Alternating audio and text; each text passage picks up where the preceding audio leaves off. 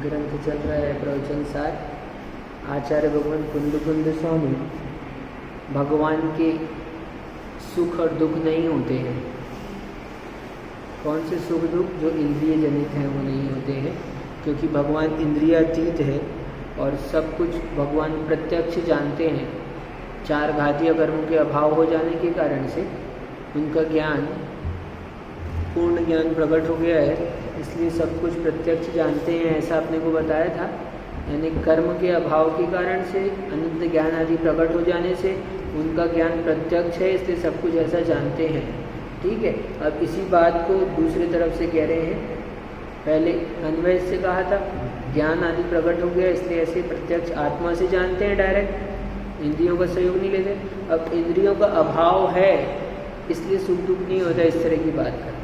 पहले प्रत्यक्ष है इसलिए बताया, अब उसी को कह रहे हैं।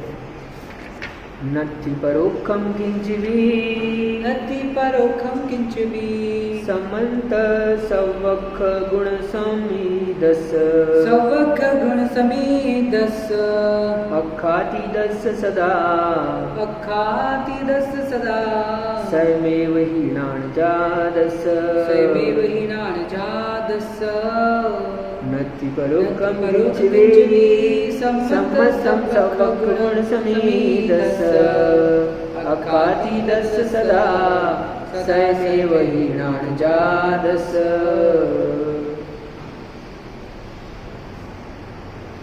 आचार्य भगवान कहते हैं कुंद स्वामी, गाथा नंबर 22 में।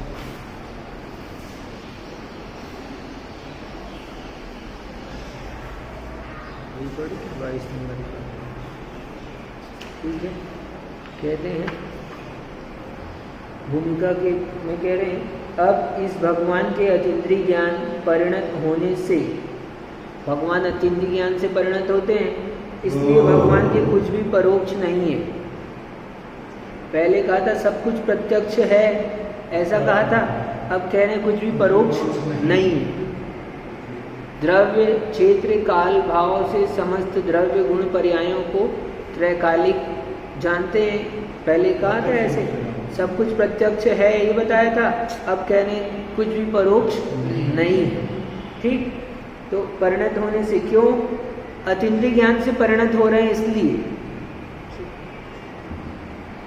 इस अभिप्राय को प्रकट करते हैं। सब प्रत्यक्ष है, ऐसा अन्वय रूप से पूर्व सूत्र में कहा था, सब प्रत्यक्ष है। और अब कह रहे हैं अब कुछ भी परोक्ष नहीं है। इस प्रकार उसी अर्थ को व्यतिरेक से दृढ़ करते हैं। यानी बात वही कह रहे हैं, क्या? तुम घर जाओ, ठीक, ऐसे कहा, कभी बताया, और फिर तुम बाकी जगह मत जाओ। हाँ, पहले कहा तुम जिन मंदिर जाओ, फिर कह दिया तुम शेष जगह मत जाओ। तो एक ही बात कह रहे हैं दोनों तरफ से। तुम दिन में भोजन किया करो। क्या कहा हमने? दिन में भोजन किया करो, ये विधि रूप वाक हो गया। अब हम वही कह रहे हैं, तुम रात में मत खाया करो। Do and don'ts. ठीक। तो ये तरीका है कहने का कि कोई ऐसा ना कर ले कि तो कहीं से भी उसको जगह ना बचे, दोनों तरफ से। तो अन्वय रूप से पहले कहा था, उसी को स्वयं अब कह रहे हैं व्यतिरेक रूप से कि भगवान की कुछ भी क्या है, परोक्ष नहीं है। पहले कहा था सब कुछ प्रत्यक्ष है, और अब कह रहे कुछ भी परोक्ष नहीं है। क्योंकि अस्ति और नास्ति, इसको कहते हैं अनेकांत। ये अनेकांत सिद्धांत की बात है। यद्यपि उस सूत्र के कहने मात्र से उसमें हम अनेकांत से अर्थ लगाएंगे तो उसका यही अर्थ आएगा, लेकिन फिर भी ज्ञानी पुरुष जो होते हैं अपनी बात को व्यवस्थित तरीके से कहते हैं। इसलिए आचार्य भगवान ने यहाँ पर पहले अस्ति से कथन कर दिया, अब नास्ति से कथन करते हैं। अन्वय से कथन कर दिया, अब व्यतिरेक से कथन करते हैं।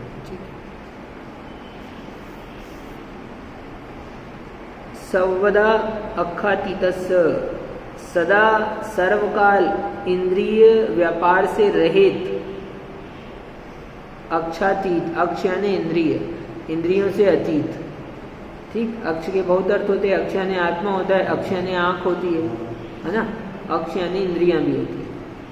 ठीक, तो अक्षातीतस्य यानी इंद्रियातीत, तो इंद्रियों के व्यापार से रहित, सम्मतम सवाक् गुण समिद्धम, सर्व आत्म प्रदेशों से, समस्त पने से, स्पर्श रस गंध वर्ण शब्द की जानकारी रूप सर्व इंद्रिय गुणों से समृद्ध। यानी भगवान कहाँ से जानते हैं?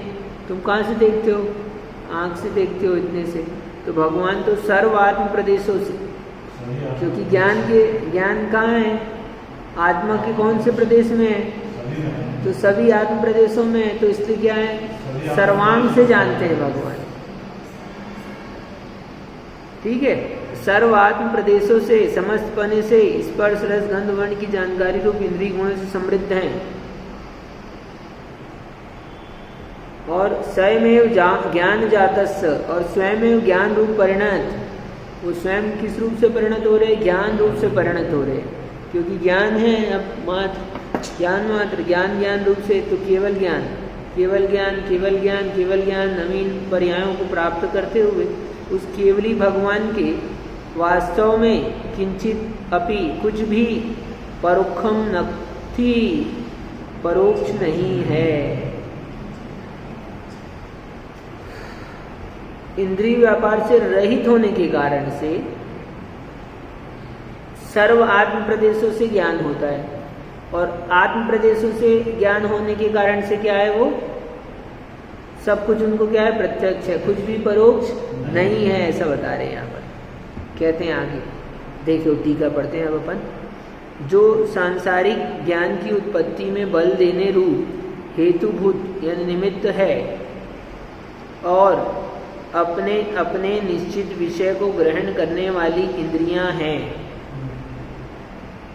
सांसारिक ज्ञान की उत्पत्ति में बल देने रूप हेतुभूत है, यानी संसार के जीवों को जो भी ज्ञान होता है वो इंद्रियों के माध्यम से ही होता है। हम इंद्रियों के माध्यम से ही जानते हैं। आप सुन रहे हैं अभी हमको, कर्ण इंद्रिय के द्वारा आप सुन रहे हैं, तो आपको जो कुछ भी ज्ञान हो रहा है वो इंद्रियों के मदद से, इंद्रियों के निमित्त कारण होने से हो रहा है। तो ऐसे जो सांसारिक ज्ञान की उत्पत्ति में, सब सांसारिक ज्ञान कहलाया, तो सांसारिक ज्ञान की उत्पत्ति में बल देने रूप हेतुभूत है, और अपने अपने निश्चित विषय को ग्रहण करने वाली इंद्रियां हैं, यानी इंद्रियां अपने अपने विषय को ही ग्रहण करती है। तुम चाहो कि तुम्हारी आँख में दर्द हो रहा है, तो तुम बोलो कि यार हम थोड़ी देर आँख को आराम दे देते हैं, और आँख कहे कि आँख हमारे कान तुम हमारा थोड़ा हेल्प कर दो, कि थोड़ी देर हमारा काम कर दो, हम रेस्ट कर लेते। ऐसा पॉसिबल है ना? होता है ऐसा। तो कोई भी इंद्रियां, इनका नाम ही इसलिए इंद्र है, एक इंद्र की तरह है। इंद्र की तरह है यानी किसी की आज्ञा में नहीं चलती, हाँ स्वयं, ठीक है ना? इंद्र की तरह है, इसलिए इंद्री कहते हैं उसको। ठीक, ऐसा भी समझ लो। कहाँ आज्ञा में? लो बोल दो, कान को बोलो तुम, आँख बोल दे कि कान काम करो हमारा।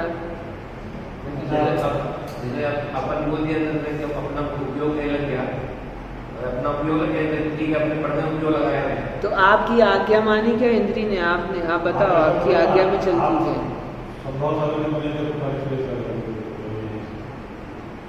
देखेगा सभी को, देखेगा सुनेगा भी सब, आप उपयोग नहीं कर रहे हो वाला बात। सही, सेंस पांचों एक साथ कर रही है काम अपना इंद्रिया, वो अपना नहीं काम करती, दूसरे का काम नहीं करती है। हाँ, यानी कान जो है क्या है? देखने का काम नहीं करेंगे कभी। इसलिए तो जो दूसरे का काम नहीं करता तो दूसरे की आज्ञा में नहीं चलता है, तो स्वयं का ही करता है ना। तो फिर अब बताओ, अब हाँ दूसरे की आज्ञा मानती क्या इंद्री? हाँ, तो इसलिए कह रहे हैं अपने अपने विषय में ही, निश्चित विषय को ही ग्रहण करने वाली है। तुम छू के रस नहीं बता सकते, ठीक? बता सकते हो लेकिन अनुमान ज्ञान से बताओ। आम पतला पिलपिला तुमको छू लिया तुमने, तो तुम बता सकते हो कि यार ये मीठा होना चाहिए। देख के भी तुम उसके रंग को देखकर बोल सकते हो पीला हो गया तो, है ना? लेकिन होना चाहिए। लेकिन मीठा तो अनुभव कौन करेगा? वो रसना इंद्रिय करेगी। तो तुम्हारे ऐसे इंद्रियां हैं बोल रही, तो किसी की अपने अपने निश्चित विषय को ही ग्रहण करने वाली है। सांसारिक ज्ञान की उत्पत्ति में बल देने के हेतुभूत जो इंद्रियां हैं वो अपने अपने विषय में ही काम करती, दूसरे किसी का काम नहीं करती। ऐसा करें, ठीक है? अपने अपने निश्चित विषय को ही ग्रहण करती है। सबका विषय है 5 नेत्र के द्वारा 5 वर्ण, वर्ण के अलावा कुछ भी आप नहीं जान सकते। रस के अलावा तुम रसना इंद्रिय से रस के अलावा कुछ भी नहीं जान सकते। कान से कर्ण इंद्रिय से 7 प्रकार के वर्णों को मात्र जान सकते हैं और कुछ नहीं जान सकते।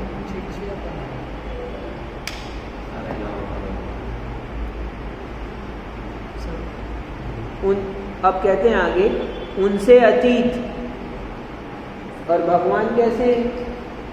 इंद्रियों के ज्ञान से अतीत, इंद्रियातीत है। इंद्रियां तो अपने अपने विषय में विषय करती है, लेकिन भगवान उस इंद्रियों के जो इंद्रिया निमित्त कारण है, उन निमित्त कारणों से अतीत है। उनको किसी निमित्त की आवश्यकता नहीं है, कहने का मतलब ये है। ठीक, हम भी जान रहे हैं, जान तो रहे आत्मा से, ज्ञान आत्मा का स्वभाव है, लेकिन हमारे जानने में निमित्त कौन है? ये इंद्रियां निमित्त है, हेतुभूत, हेतु कारण।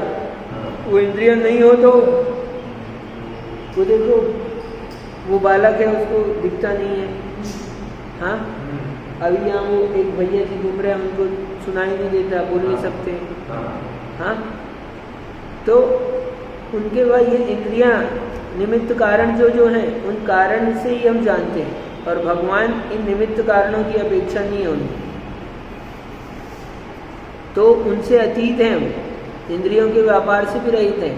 स्पर्श रस गंध वर्ण शब्द के ज्ञान रूप सर्व इंद्रिय गुणों के द्वारा जो भी इंद्रियों के द्वारा जाना जाता है, स्पर्श 8 प्रकार का, रस 5 प्रकार का, नाक से गंध दुर्गंध 2 प्रकार की, वर्ण 5 प्रकार का और शब्द 7 प्रकार के, और मन का अलग मान लो, तो ऐसे इंद्रियों के 28 विषय हैं। इन सारे विषयों को जानने की सामर्थ्य है। इन इंद्रियों के गुण है ना अपने अपने, इन विषयों को जानना, तो इन गुणों से युक्त हैं कौन? इन गुणों के द्वारा सब आत्म प्रदेशों से समरस रूप से समृद्ध, यानी शब्द अर्थात स्पर्श रस गंध वर्ण तथा शब्दों को सर्व आत्म प्रदेशों से समान रूप से जानने वाले। ऐसा भी नहीं कि यहाँ से कम यहाँ से ज़्यादा, सर्व आत्म प्रदेशों से जितना भगवान का अवगाहना है उतने आत्म प्रदेशों में, और सब समान रूप से जानते हैं, कहीं से भी कुछ कम या ज़्यादा नहीं, पूरे आत्म प्रदेश। क्योंकि हाँ, क्योंकि ज्ञान गुण है, गुण कहाँ होता है? तो उस द्रव्य के सर्व आत्मा में फैला होता है, तो ज्ञान गुण आत्मा में। हमारा भी अभी क्षेपसम अंतरंग में ऐसा है, क्षेपसम तो वास्तव में ज्ञान का है, आँख यहाँ लग जाए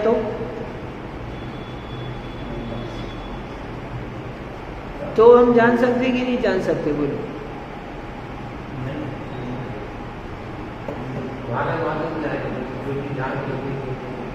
तो सुनना, हम वहाँ पैर में आंख लगा देंगे तो पैर से भी जान सकते हैं, क्योंकि ज्ञान है ना। लेकिन अब क्यों नहीं जान पाते हैं? क्योंकि इसका जो इसके साथ में सहकारी कारण जो चाहिए अपने को, ठीक है? द्रव्य इंद्रिय भाव इंद्रिय अपन ने पढ़ा था सुबह राजवार्तिक ग्रंथ में, तो उसमें अंतरंग और बहिरंग आई थी चर्चा उसकी, ठीक है? निर्वृत्ति उपकरण द्रव्य इंद्रियम, तो उपकरण तो अपन ये बाहर में दिख रहा है, लेकिन इस उपकरण के साथ में जो निर्वृत्ति है, अंतरंग में जो संरचना है, वो संरचना नहीं है ना, तो उसके बिना उपकरण कैसे काम करेंगे? ठीक, इसलिए कई लोगों के अंतरंग में अंदर निर्वृत्ति जो है काम नहीं करती, तो उनको दूसरी आंख नहीं बदल सकते। जिसकी अंतरंग की संरचनाएं निर्वृत्ति वो सही है, उसी के लिए उपकरण यदि खराब है तो बदल सकते हैं, ठीक? लेकिन होल्डर ही खराब है तो अब तुम बल्ब क्या लगाओगे, कौन सा लगाओगे, है ना? तो ये बल्ब खराब है तो अपन बल्ब बदल सकते हैं, लेकिन होल्डर ही खराब हो गया है तो ऐसे समझना। करंट तो है, करंट अलग है, तो करंट क्या है? तो करंट तो ज्ञान है, वो कहाँ पर है? वो सब जगह, लेकिन जहाँ होल्डर है वहीं बल्ब लगेगा। ठीक, तो ऐसे समझना। तो लेकिन अपन तो इंद्रियों से जानते हैं, तो भगवान तो सर्व आत्म प्रदेशों से समान रूप से, है ना, सब कुछ जानने वाले हैं। स्वयमेव संपूर्ण रूप से स्व पर प्रकाशन करने में समर्थ हैं। समर्थ सुन लो, स्वयमेव ही क्या करते हैं? संपूर्ण रूप से, आधे रूप से नहीं, स्व पर प्रकाशन करने में समर्थ और अविनाशी लोकोत्तर ज्ञान रूप उत्पन्न हुए। भगवान कैसे हुए? भगवान को केवल ज्ञान हुआ तो भगवान उत्पन्न हुआ कैसे? तो स्वयं संपूर्ण रूप से स्व पर प्रकाशन में समर्थ अविनाशी लोकोत्तर ज्ञान रूप से उत्पन्न हुए। यानी केवल ज्ञान उत्पन्न हुआ ना, केवल ज्ञान की उत्पत्ति हुई तो कौन सा ज्ञान? लोकोत्तर ज्ञान। लोक में किसी चीज के पास नहीं है, इसलिए लोकोत्तर। एक लौकिक ज्ञान हो गया, एक लोकोत्तर ज्ञान हो गया। जो इंद्रियों के द्वारा होता है वो सांसारिक, और ये इंद्रियातीत है, पूरे आत्म प्रदेशों से संपूर्ण समान रूप से जाना जाता है। सब जगह से जाने यहाँ तक भी ठीक है, लेकिन सब जगह से समान रूप से जाना जाता है। और कैसा है? स्व पर प्रकाशक, स्वयं को भी प्रकाशित करते हैं और पर को भी प्रकाशित करने में समर्थ हैं। और क्या विशेषता है? तो इसकी विशेषता भी कह दी अविनाशी, अब कभी नष्ट नहीं होने वाला। ऐसे अविनाशी ज्ञान रूप से उत्पन्न हुए भगवान, और स्वयं भी केवल ज्ञान को उत्पन्न होना बोला जा रहा है या प्रकट होना बोला जा रहा है? उत्पन्न नहीं है। प्रकट होने का मतलब यहाँ पर हमारा प्रकटपना का मतलब ही उत्पन्न होने से है। सामान्यतः बोलते हैं उत्पन्न होगा तो फिर उत्पन्न ही तो हुआ है ना, तो नष्ट भी होगा। तो उत्पन्न होता है, नष्ट भी होता है, हर समय नष्ट होता है। जिस हिसाब से उत्पन्न लगाया अपन ने, उस हिसाब से नष्ट भी है ना। प्रति समय केवल ज्ञान पर्याय बदलती जाती है, तो वो नष्ट भी हो रहा है, ठीक है, लेकिन फिर भी अविनाशी है। अविनाशी है, अविनाशी केवल ज्ञान रूप से। पीछे इसलिए पहले हम कह के आए आपको क्या, कि विनाश रहित उत्पाद और उत्पाद रहित विनाश। गाथा पीछे बहुत सुंदर चली थी। भगवान का जो संसार अवस्था का विनाश हुआ तो उत्पाद रहित विनाश हुआ है, यानी अब कभी फिर से उत्पन्न नहीं होंगे। और केवल ज्ञान रूप स्वयंभूपने से जो उत्पन्न हुए ये विनाश रहित उत्पाद है। अब इसका कभी क्या होगा? विनाश नहीं होगा। तो उसी को यहाँ कह रहे हैं, जो स्वयं में लोकोत्तर ज्ञान रूप से उत्पन्न हुए हैं। कैसा है वो लोकोत्तर ज्ञान? अविनाशी है, विशेषण उसका अविनश्वर। स्वयमेव सामस्तेन स्व पर प्रकाशन क्षमः। स्वयं ही संपूर्ण रूप से। वो स्वयं ही क्यों कह रहे हैं? क्योंकि उसको किसी दूसरे की मदद लेने की जरूरत नहीं है, किसी न द्रव्य की, न किसी वस्तु की, न किसी इंद्रिय की, प्रकाश की भी जरूरत नहीं है। हाँ, तो किसी भी की जरूरत नहीं, इसलिए स्वयं संपूर्ण रूप से स्व और पर को प्रकाशन करने में समर्थ हैं। ऐसा अविनाशी जो लोकोत्तर ज्ञान रूप उत्पन्न हुए हैं, ऐसे तीन विशेषण से युक्त। कौन कौन से तीन विशेषण दे दिए? इंद्रियातीत, इंद्रियों से रहित हो गए, ठीक है, और स्पर्श, और इंद्रियों से अतीत और इंद्रिय गुणों से युक्त, सर्वाक्ष गुण और स्वयमेव ही प्रकाशन करने में समर्थ।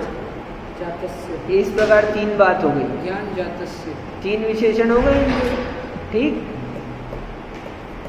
बहुत सुंदर कहा है। पहले कहा सर्वदा अक्षातीतस्य, अक्षातीत सर्वदा सर्वकाल के लिए इंद्रिय व्यापार से रहित है, पहला विशेषण। दूसरा, ये इंद्रिय व्यापार से रहित हो यहाँ तक भी मान लिया। सर्व आत्म प्रदेशों से समान रूप से जानने वाले, ठीक है। तो समंतम सौवक्ष गुण समृद्ध से, यानी सर्व आत्म प्रदेशों में उस इंद्रियों के गुणों से समृद्ध हैं। जो आत्मा के प्रदेश हैं वो सारे के सारे आत्म प्रदेश में जो ज्ञान व्याप्त है वो सब इंद्रिय गुणों से युक्त हैं। और तीसरा कह रहे हैं स्वयं भी ज्ञान रूप से परिणत हैं। ये तीन विशेषण हो गए। तो ऐसे उस केवली भगवान के वास्तव में क्या कुछ भी परोक्ष नहीं है। अपने को तो यहाँ से वहाँ इतने दूर का अपने को साधन जुटाने पड़ते हैं, यहाँ से वहाँ क्या हो रहा है, क्या चल रहा है, कौन क्या कर रहा है, सब दिख रहा है भगवान। तुम्हारा ही नहीं, इनका नहीं, इनका नहीं, इनका नहीं, चराचर और जीव मात्र का नहीं। उस जीव से अनंत गुणे पुद्गल परमाणु है, उन एक एक परमाणु में हर एक, और उस एक एक परमाणु में अनंत अनंत गुण है। और उस अनंत गुणों की भूत की अनंत पर्यायें और भविष्य की अनंत पर्यायें ऐसी ऐसे उस ज्ञान में जानते हैं। क्या ज्ञान की महिमा है, क्या केवल ज्ञान की महिमा है।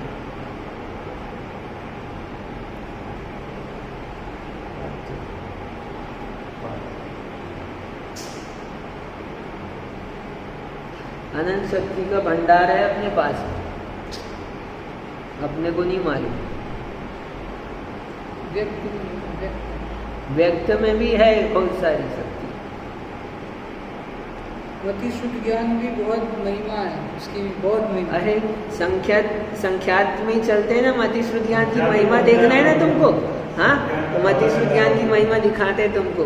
तुम संख्यात की गिनती करना चालू करो। ये मति श्रुत ज्ञान द्वारा जाना जाता है जो संख्यात है, तो तुमको पता चल जाएगा मति ज्ञान की। अभी हमको महिमा नहीं आ रही है अपनी ज्ञान। 45 अंक प्रमाण से तो चालू किए हैं हमारा गणित।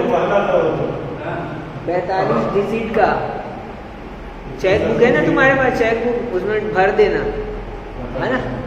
कितना भरोगे? तो 45 डिजिट वहां से हमारा गणित चालू हो रहा है। अब क्या बताएं तुम?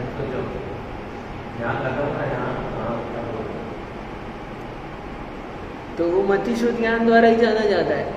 मतिश्रुत ज्ञान का क्षमता इतना जबरदस्त होता है, सोचो कि 45 अंक प्रमाण विषय को जान सकता है। अरे ये तो स्टार्ट किया है अभी अभी। वो मतिश्रुत ज्ञान तो संख्यात तक जानता है। अपन असंख्यात बताएं अभी कितना है, तो उससे एक कम कर देना, वहां तक जानता है। संख्यात की भी गिनती है ना? नहीं, असंख्यात की गिनती नहीं है, संख्यात की गिनती है। गिनती तो असंख्यात की हो सकती है, लेकिन हमारे ज्ञान में नहीं होगी। हाँ, ठीक है। क्या उसको कहने का मतलब यही है, उसको असंख्यात इसलिए कह रहे हैं क्योंकि वो मतिश्रुत ज्ञान में नहीं आ सकता है। ठीक, हम उस ज्ञान से उस संख्या को नहीं जान पाते हैं, इसलिए उसको असंख्यात कहते हैं। तो ऐसे तो ये तो केवल ज्ञान की बात कह रहे, मतिश्रुत ज्ञान की महिमा ही नहीं आई अभी अपने को। तो केवल ज्ञान की कैसे आए? इसलिए तो भगवान, अपने को भगवान मालूम पड़ते हैं मात्र। भगवान यानी क्या होता है समझ लो, ये भगवान यानी भगवान, भगम ज्ञानम, ज्ञानवान है, यानी ज्ञान का पिंड है वो। ज्ञान क्या जानते हैं? अब सोच लो कितना जानते हैं। कोई थोड़ा सा एक जानकार आता है, कलेक्टर आता है, ऑफिसर आता है, तो तुमको कैसे लगता है ये बहुत पढ़ा लिखा ज्ञानी आदमी है। हाँ, उसकी कितनी महिमा आती है अपने को। हाँ, वो तो एकदम टॉप मोस्ट स्कूल से पढ़ा है एकदम, ठीक। और अब सोचो कि भगवान का ज्ञान आपको देखिए, और तुम किसके पास ले जा रहे हैं? तुम कलेक्टर के पास ले जाते हैं तो बाहर पहले से ही तुम ठीक ठाक हो जाते हो कि अरे ठीक हो जाओ, चलो अंदर जा रहे हैं। हाँ, और अब भगवान के दर्शन के लिए जा रहे हैं तो सोचो किसके पास जा रहे हैं तुम? अरे इतने भगवान, ये ज्ञानवान केवल ज्ञानी के सामने जा रहे हैं हम।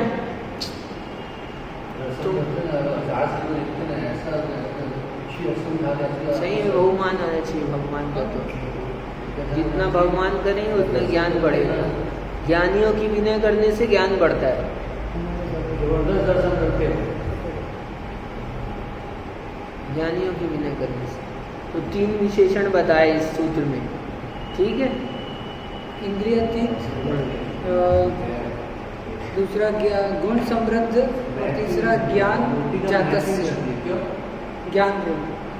सर्व अखातीत, सर्व इंद्रियों से अतीत है। इंद्रियां अतीत हो गए पहले, और वो इंद्रियों के जो गुण हैं वो सर्व आत्म प्रदेशों में और समान रूप से हैं। ये दूसरा विशेषण हो गया। और तीसरा कह रहे हैं स्वयं भी उत्पन्न हुआ है। ज्ञान जातस्य, स्वयं भी जानते हैं। क्या तुम बताओगे तब जानेंगे, कोई रहेगा तो जानेंगे, नहीं रहेगा तो जानेंगे, ऐसा नहीं है। वो तो जानते हैं, तुमको कहने की जरूरत नहीं है, तुम तो बस हाँ क्या अच्छा। तो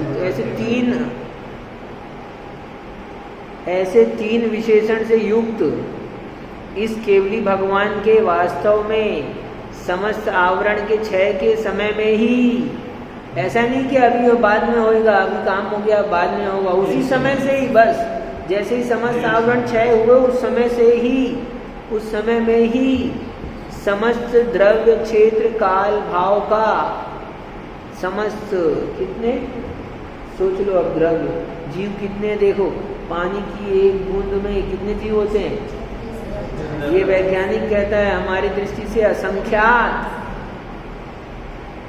हमारे 36,500 कहाँ लगते हैं, हम तुम्हारा गणित लगाओ देखो, 450 हमारा असंख्यात में पहुंच जाओ, 45। अब समझ में आता है ये इसलिए अब महत्व आता है उसका।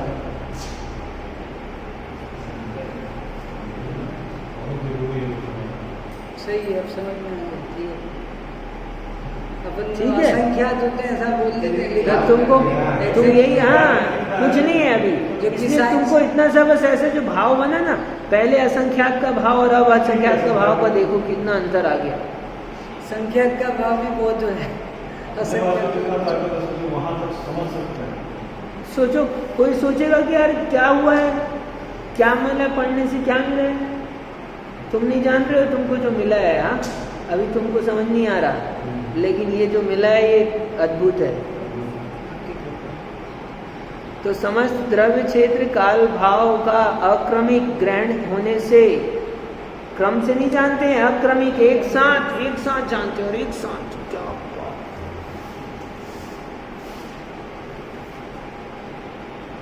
तुम एक साथ इतने से लोगों को देख के देखो, ऐसे एक साथ इतने लोगों को जान रहे हो। और ये तो मात्र इतने से लोग एक साथ ऐसे अपन सामने में देखो, इतने से, अब इनका पास्ट सब प्रत्यक्ष है, इनका फ्यूचर मतलब जानने की कोशिश भी नहीं करना चाहिए, कुछ कोशिश करना नहीं। नहीं, उनका जो इंस्ट्रूमेंट रहता है पीछे, महामंडल रहता है ना, उसमें भी जीव के 7 भाव दिखाई देते हैं, 3 आगे के 3 पीछे के और 1 प्रेजेंट, खाली सपोर्टिंग इंस्ट्रूमेंट है। ज्ञान की तो महिमा ही अलग है।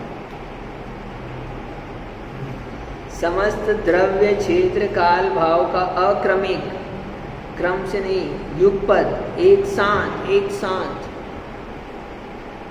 ये देखो, तुमको हमारी आवाज सुनाई दे रही है, एक साथ सोचो ये कितने जीव हैं संसार में, सब बोल रहे हैं, और सब क्या क्या बोल रहे हैं, थोड़ा अनुमान तो लगाओ, इसलिए बता रहा हूँ मैं। क्या एक साथ बोले, एक बार बोले, एक साथ कुछ अलग अलग कुछ बोलो, दो एक शब्द बोलो, हाँ बोलो, एक साथ बोलो ना, एक बोलो, कुछ बोलो, बोलते जाओ, बोलो, आप ही बोलो, बोलो ना, बोलो तो कुछ तो देखो, सोचो, ये तो इतने से अभी है, इतने से ही है। तो अब वो ज्ञान को समझने की कोशिश कर रहे हैं, ये इसलिए नहीं बुलवाया कि तुमको समझ तो पड़े क्या चीज़ है उनके पास में। ये आवाज़। सोचो, एक पेड़ में शाम को तुम जाना ऊपर छत में, और सामने पेड़ के पास में बैठना, तो 50-100 चिड़ियाएँ एक साथ बोलती है, हाँ, और तुम अब उस चिड़ियों की 100 चिड़ियों में किसने क्या क्या बोला है? हाँ, अभी 100 में तुम देखना दिमाग लगा के। हाँ, तुम 100 में से एक की आवाज़ पकड़ोगे और उस तक भी नहीं पहुँच पाओगे, और उस 100 की बस कह रहा हूँ अभी तो सोचो अनंत। तो ये पावर मिल जाए और विद्यांतराय का शिवोपम नहीं है बस। तो ये होएगा ही नहीं, काम नहीं करेगा ना। इतना पावर नहीं मति शुद्ध वाला, तो वो भी उतना ही काम करेगा जितनी वीर्य शक्ति होगी आपके पास। इसलिए तो कई लोग होते हैं ना जो काफी जो ज़्यादा पढ़ते हैं, शक्ति से अधिक पढ़ लेते हैं, वो इसलिए क्योंकि रखने को तुमको जिसके ऊपर रखना है नीचे उतना उसको संभालने की ताकत भी तो हो, और तुमने रख दिया और नीचे संभालने वाला नहीं तो टूट जाएगा। तुम्हारा ऊपर के सामान बिखर गया, सब नष्ट।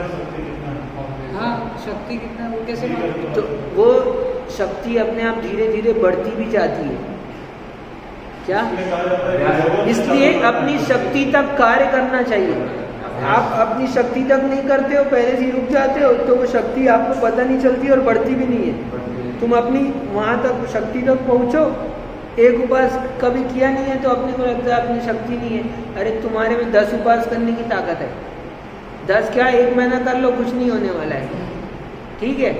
लेकिन धीरे धीरे क्या बढ़ोगे तो पता चलेगा अरे यार अपन कर सकते हैं, तो फिर करोगे, फिर अपन कर सकते, फिर कर सकते, फिर कर सकते, तो ऐसे बढ़ेगा। लेकिन ऐसा नहीं है, मेजरमेंट है कि अपना पूरी विश्वास से अपना काम में लग जाओ। बहुत है, पढ़ने में रुचि बहुत है, लेकिन अपना वीर्यांतराय का शिवोपम कितना है वो मेजरमेंट किसी में। अगर अपन लेवल से ऊपर पढ़ेंगे, हाँ तो फिर गड़बड़, बिल्कुल गड़बड़ होगा। वो तो तुम जो क्रम है ना, तुम क्रम से धीरे धीरे चलो ना, तब पहुंचोगे सीधा। अरे एक बैलून होता है ना, बैलून यही बाहर अभी टंगा था, यही टंगा है ना, इसमें भी देखो इसकी भी शक्ति है। तो जितनी शक्ति उसमें पहले ही एकदम से फुला देते हो ना, फूट जाता है। उसको थोड़ा फुलाते हैं, फिर थोड़ा फुलाते हैं, फिर थोड़ा फुलाते हैं, फिर थोड़ा फुलाते हैं, तो वो अपनी मैक्सिमम जितनी पावर है वहाँ तक कर सकता है। तो इसलिए थोड़ा थोड़ा थोड़ा थोड़ा करके करो काम। एक्सरसाइज में तुम एकदम से करने लगते हो ना, जिमिंग कर रहा है तो घंटा भर जिमिंग वो साल भर से कर रहा है, फिर उसने 15 मिनट या आधा घंटा करना चालू कर दिया तो उसका साइड इफेक्ट्स होना चालू हो गया है। तो वैसे ही अपना ज्ञान का शुरू से ही ऐसा पढ़ने का अच्छा रूटीन है 10 सालों से, और एकदम से कम पड़े या फिर एकदम से तो चले अंदर तक तो लगता है। हाँ नहीं, अब जैसे संघ में थे वहाँ थोड़ा अलग रूटीन है, यहाँ रूटीन अपन चेंज किए तो एकदम से शुरू में थोड़ा हमको थोड़ा चेंजेस लगता है। तो क्या हुआ रिजल्ट कि क्रम से ही कैपेसिटी बढ़ाना चाहिए, वो क्या बोलते हैं इसलिए कहा है हमारे यहाँ वीर्याचार्य का मतलब ही यही होता है कि क्या शक्ति 5 प्रकार के आचार बताए ना, ज्ञानाचार, दर्शनाचार, चारित्राचार, तपाचार और वीर्याचार। वीर्याचार का मतलब यही होता है तुम शक्ति से अधिक नहीं करो और शक्ति को छिपाओ भी मत, ठीक। तो वो वीर्याचार का जैसे पालन करोगे तो वीर्यांतराय कर्म का क्षोभसम आपका बढ़ता जाएगा, आपकी शक्ति बढ़ती जाएगी। और तुम्हारी शक्ति होने पर तुम क्या कर रहे हो कि तुम्हारी शक्ति है दान करने की, 1 लाख रुपए दान करने की शक्ति है तुमने अपनी, लेकिन क्या कर दिया, छिपा दिया, 10,000 दान किया, तो अब तुम्हारी शक्ति घट गई है। अब तुम 10,000 से ज़्यादा नहीं दान कर पाओगे। अब वो तुम्हारे 1 लाख पड़े भी रहे, मिल भी जाए, लाभ भी हो जाए, लेकिन तुम अपनी शक्ति जितना काम करोगे ना, जितनी शक्ति तुम दान करोगे, तो अब तुम्हारी शक्ति और बढ़ जाएगी। सब चीज़ में लगा लेना, ये एक चीज़ में नहीं, ये सब चीज़ में लगा लेना। हर एक कार्य के लिए वीर्यांतराय कर्म का क्षोभसम चाहिए पड़ता है। आप पहले दिन दुकान जाते हो, किसी ने काम किया है, व्यापार धंधा किया है, तो पहले दिन थोड़ा सा नुकसान होता है शुरू में व्यापार में, तो क्या अपन कितना हिल जाते हैं छोटे से घाटे से। और फिर क्या होता है, धीरे धीरे आप देखते हो वो तो आज उस नुकसान को सोचो तो क्या नुकसान है तुम्हारे सामने में, आज देखो अरे यार मैं कैसे उतने से के लिए पागल हो रहा था। स्वयं सोचो ना उस बात की। हाँ हम उतनी सी चीज के लिए पागल हो रहे थे, व्यर्थ में कितना टेंशन ले लिया था, 2 दिन तक नींद नहीं आई थी, कितना सा था काम। मामूली शक्ति। तो ऐसे अपनी शक्ति बढ़ जाती है। तो ये मूल बात समझना। अपन कहाँ चले गए? तो यहाँ केवली भगवान के सब कुछ ये एक साथ युगपत ग्रहण होने से, जानने से कुछ भी परोक्ष नहीं है। इसलिए युगपत जानते हैं, इंद्रियों से रहित होकर जानते हैं, उनके आत्म प्रदेशों में सर्व इंद्रियों के गुणों की संपन्नता है और किसी भी पर का आश्रय नहीं है, स्वयं भी ज्ञान स्वभाव वाले हैं, स्व पर प्रकाशक शक्ति वाले हैं, इसलिए कुछ भी उनके परोक्ष नहीं है। ये बताना है हमारे को कि उनके सब कुछ प्रत्यक्ष है, साक्षात जानने से बचा हुआ नहीं है। ऐसा कुछ नहीं है जो भगवान के ज्ञान में ना आता हो, छिपता हो, रह जाता हो, बाकी हो।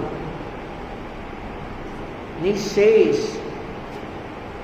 कितना निशेष रूप से जानते हैं। ऐसा विशेष ज्ञान, केवल ज्ञान हमारे भीतर में है, उत्पन्न हो जाएगा पुरुषार्थ करेंगे तो। ठीक, और विचार करेंगे। कल अभी जय सिंह स्वामी को पढ़ा, उन्होंने अपने 3 पॉइंट बताकर इस गाथा को व्यक्त किया है। अभी अमृतचंद स्वामी ने, जय सिंह स्वामी कल बताएंगे, मस्त अच्छी बातें बताएंगे। और नमो सिद्धांत नमो